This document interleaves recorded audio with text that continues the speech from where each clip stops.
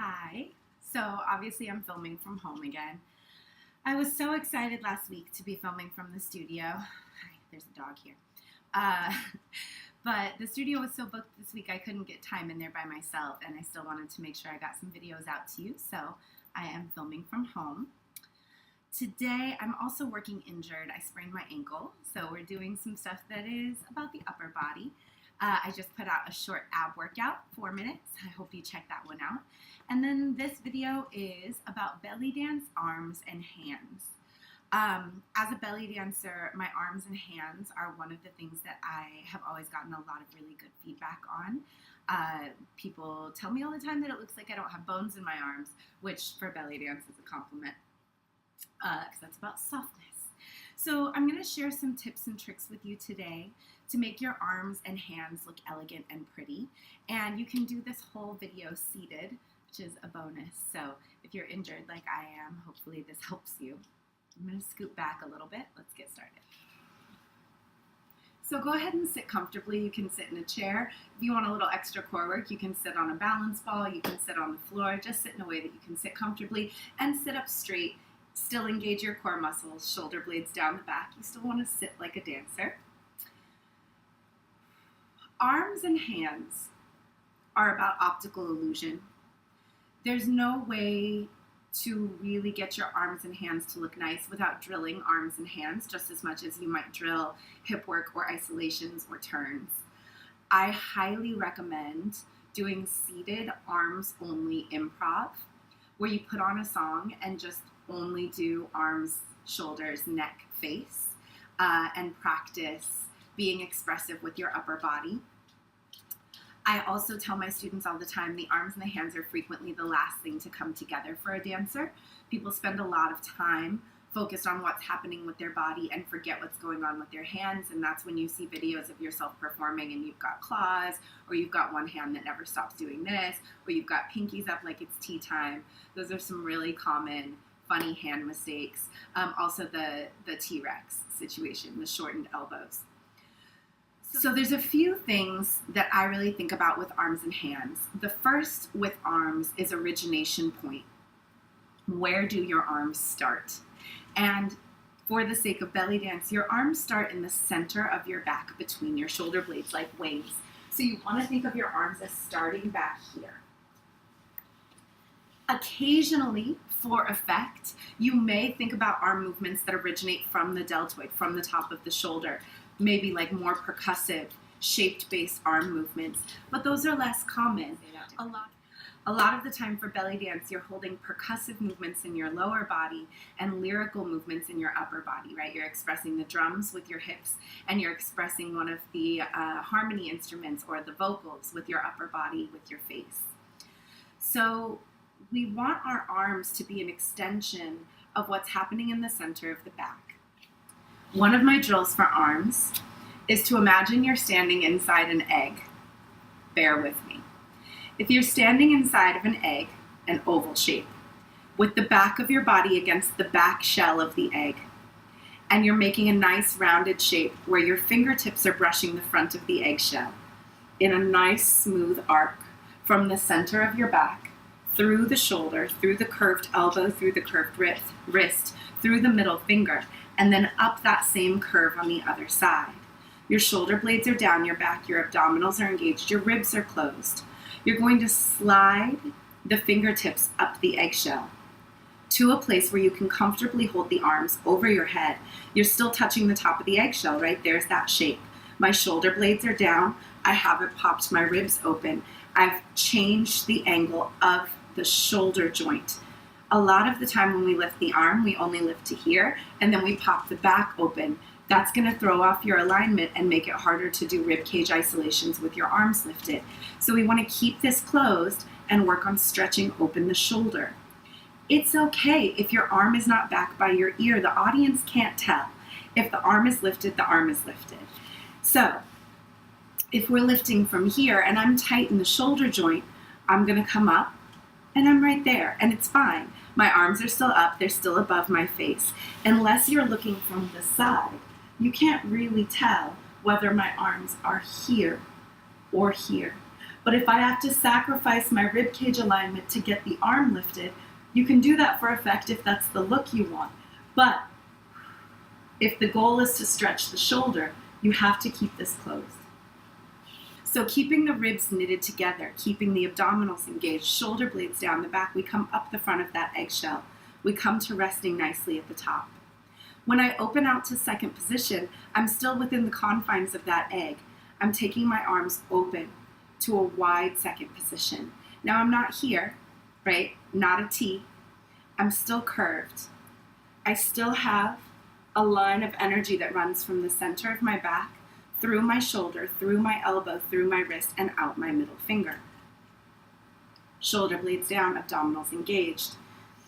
A little trick for second position I found that works on almost everyone is that your elbow creases are in line with your nipples. That seems to work no matter how large the girls are. So if you have a lot of chest, your arms might be here.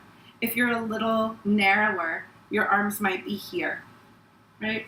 But that seems to be a good line for almost everyone.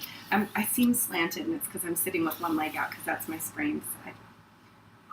There we go. Shoulder blades down the back. So, fingertips are at the base of the eggshell. We're brushing the arms up. We're opening out to second position, shoulder blades down, elbows lifted, and coming all the way down and through. And then reversing that, lift from the back of the elbow, lifting from the back of the arm, lifting from the tricep, keeping the wrist soft and the middle finger long, out through second position, all the way up, down the center of the eggshell, and all the way down. And we lift up and open and down and open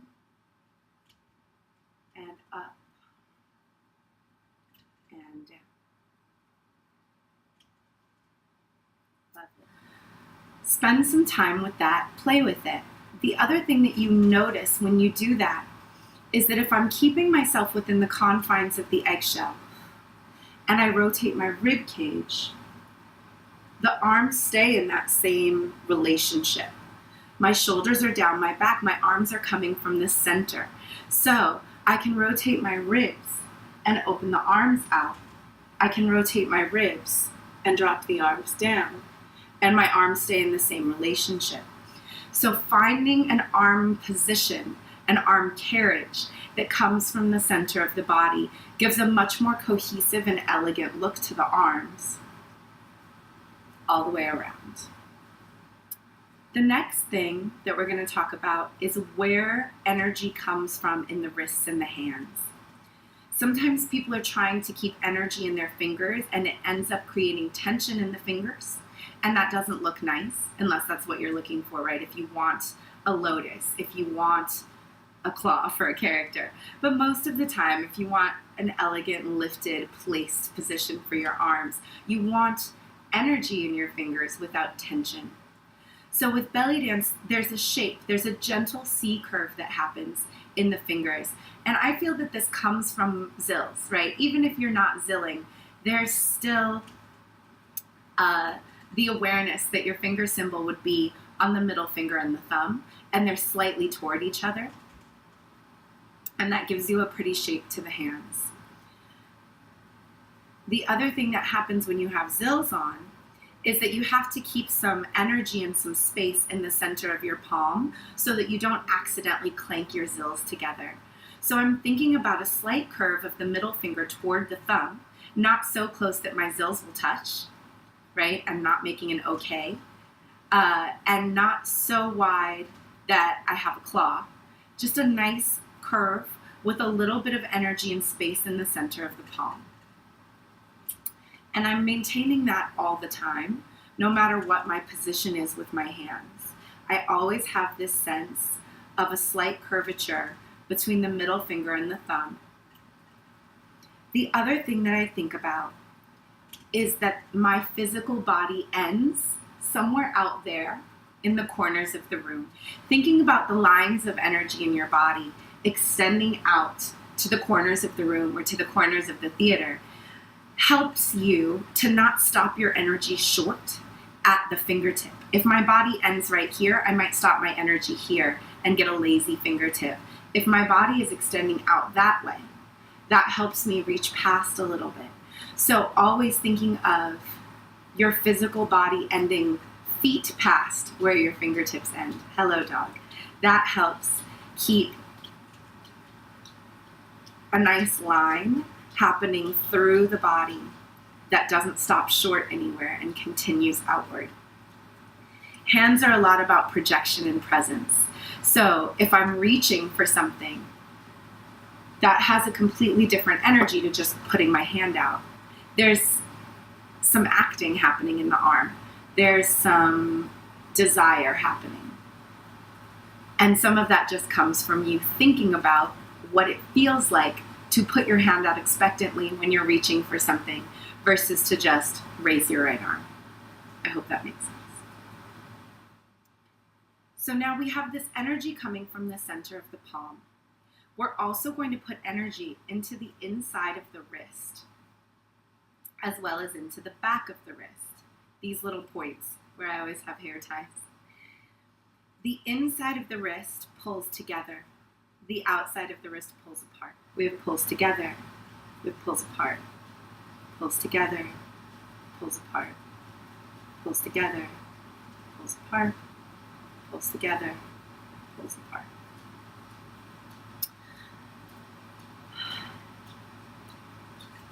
If I'm bringing my arms up my sides, I'm imagining the backs of my wrists and the backs of my elbows being pulled upward.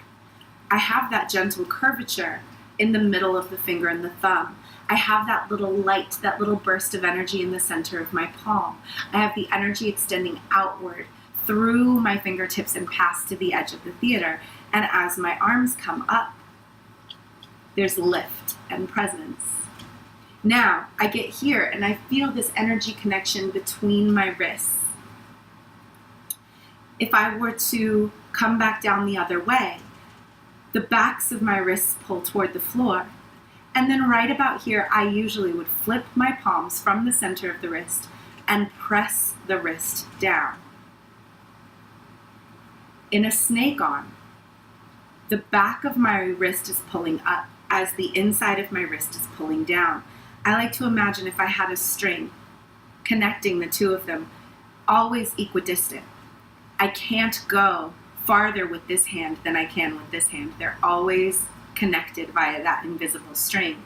So as I'm pulling my right elbow up, my right wrist up, my left goes down, and switch, and switch, and switch, switch, and switch, and switch, and switch, lift, lift, lift, lift. The other thing you'll notice in that is that I'm working my shoulders through the center of my back. I'm not working my shoulders up, up, up. They're not coming toward my ears. My shoulder blades are shifting side to side on the back of my body. I'm reaching, reaching, reaching, reaching, always keeping my neck long.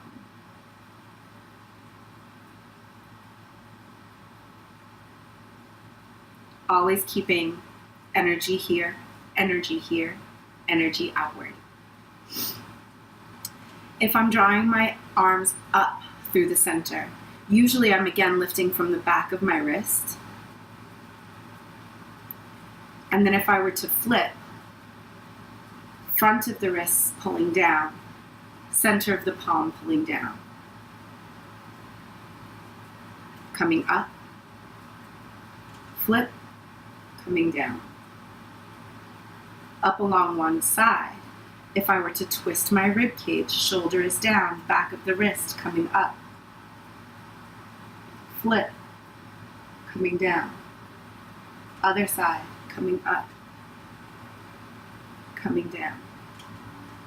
Across the body, backs of the wrists like you're taking off your shirt, coming up, open, flip, coming down. I also like to keep a little bit of space in here. That's something that helps keep this from happening, right? One is that we're lifting from the tricep. We're rotating the elbow back. We're allowing energy to come out the fingertip. But I also imagine that my arms are supported from underneath. So if your arms are suspended from above, you get a little marionette action happening. But if you imagine a gust of air coming from underneath, it gives you some breadth and some expansion. That's a much more elegant way to lift your arms than if you imagine strings coming from the ceiling lifting your arms. There's a that comes from underneath, a gust of air, a Marilyn Monroe moment, right? The skirt blowing up. That's happening underneath. And then as you come down, if you have to push a little bit through that air to create some resistance, that's going to give you a lovely shape as well, as opposed to meh, right, coming from the top. So a gust of air that blows the arms up, a little bit of air resistance or water resistance as you bring the arms down, so that you are carving through the space in a way that creates some elegance and some tension. Waves. So if I'm doing a palm wave, I want to make sure there's never a point where my middle finger touches the center of my palm. It just doesn't look as nice. Now again, rules are meant to be broken. There may be a time that you do that purposefully for a choreographic purpose, but most of the time, if I'm trying to create a wave effect with my palm, I'm going to think about working that little point of energy through the center of my hand and through the inside of my wrist, and keeping my fingers long and keeping awareness that my finger ends somewhere out here, right? There's this long imaginary fake fingernail, right? Long energy in the fingers all the time. Pulling in through the center of the wrist, pressing out. Pulling in through the center of the palm and pressing out. In, out, in, out, in, out, in, out. Now, if I'm doing this with both hands at the same time, and I have that energetic connection between my wrists, when I have my wrists together, I get this shape and pull apart and together and apart and together and apart and together and apart and together and apart and together. Up the back, through the center, up the back, through the center, backs of the wrists, insides of the wrists, backs of the wrists, insides of the wrists, gust of air, air tension between the wrists, slicing.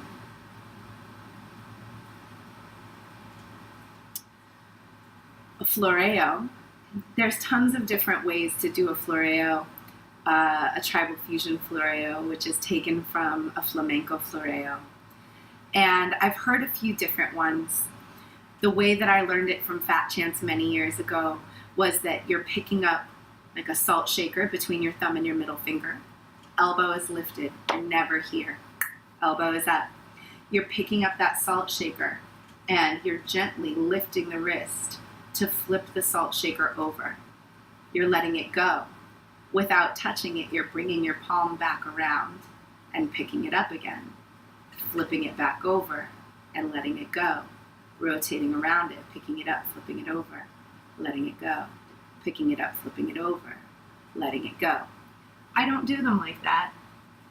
That's when I learned it. It's not how I do it. I heard another teacher describe it as if you had a little bowl of rice and you want to get all of the rice out and into your mouth, that you're scooping out the rice. That image works a little better for the style that I like. And it's because I don't do as exact a thumb open, thumb close. I don't do a grab. So if my elbow is lifted, I'm scooping out the inside of the bowl with my middle finger. And then I'm finishing essentially with a palm wave. So I'm going scoop, wave, scoop, wave, scoop, wave, scoop, wave. If I'm going the other way, I'm going scoop, wave, scoop, wave, scoop, wave, scoop, and wave, both together. So starting with energy in the wrists, the shoulders are down. This is going to take work. If you are not strong in here, you're going to feel some of this. You should feel this and not this as much. You're going to feel tricep. You're going to feel upper abdominals because you're keeping your rib cage closed. Shoulder blades are down the back. I'm going scoop, wave, scoop, wave, scoop, wave, scoop, wave other way, scoop, wave, scoop, wave, scoop, wave, scoop, and wave. Now that's only how I do mine. It is not the only way. If you like the grab and flip, looks a little more like that. You get a little more flare in the fingers. You might like that look. I just like my fingers a little softer, so that's why I do scoop and extend. The last thing that I'm going to talk about is, I call it a seaweed. I don't know what it's really called, but it's not a snake arm. Is it a snake arm? It's not quite a snake arm. In that, with a snake arm, I'm thinking about one going down, one going up, one going down, one going up. In this movement, I'm thinking about my arms moving together as one, and I do think about being in water. So if you're a piece of seaweed flowing in the ocean, you have this sway that's initiated at the base and extends out the top. In this arm movement, with my wrists equidistant, I'm swaying elbows and the insides of the wrists. The back of my right wrist is pulling the inside of my left wrist, and switch, and switch, and switch. My shoulder blades are moving, just like in a snake arm. They're chasing each other across my back, but I'm not doing a shoulder roll. It's a different movement. And I'm not lifting. They're just gently shifting side to side across my back. I can bring this up.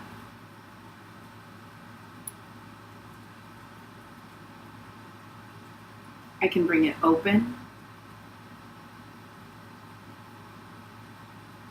But I usually do it down, and frequently with a hip figure eight.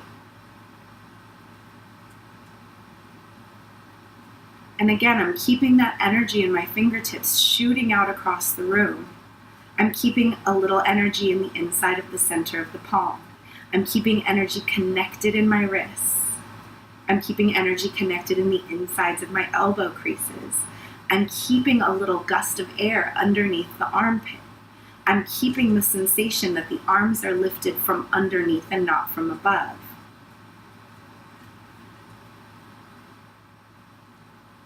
Open, flip, up through the center, up the center of the eggshell. Rotate the ribs to the right, open out. Flip the palms, drop, close down. Rotate center, up through the center of the eggshell. Rotate to the left, open out. Flip the palms, rotate down. Lift the back of the right wrist, rotate the ribs, come back to center. Flip and come down.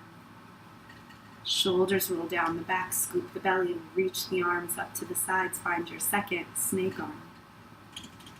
Long fingers, energy underneath the arms, energy in the backs of the elbows, energy in the backs of the wrists, reaching the energy through the fingertips to the corners of the room.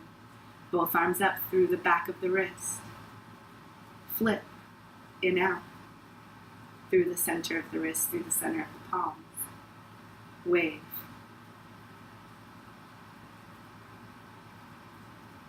Right arm up, floreo. Back the other way. Right arm up and down. Left arm up, floreo. Other way. and back up and down. Wrists cross, scoop the belly up over the head, open out, and flip them down. And reverse. Cross the wrists, flip, bring it down. Back of the wrists up the front, flip, bring it down. Cross the wrists, come over the head, cross the chest, push, pull, push out, pull down. One more time, up, over the head, across, push, open, push, and come down. Thanks for moving with me today, and I hope you have a wonderful weekend.